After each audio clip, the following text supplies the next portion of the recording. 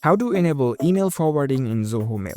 I'm gonna guide you through the process on how to do it. Let's get started. First of all, head over to your preferred web browser. On your browser, navigate to the Zoho Mail website. After you are in the website, make sure that you are logged in with your account. Once you are logged in, you will see this kind of web interface. Now, in order to enable the email forwarding, you need to go to the account settings. Here in this home screen at the top right corner, you can see the settings icon. Click on it. In the left hand side, you can see the settings menu. Scroll down to the bottom, and here you can see the mail accounts option. Click on it.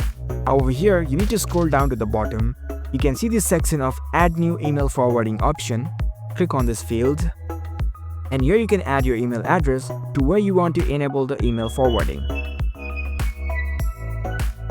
And that's how you can easily enable the email forwarding in your Zoho Mail account.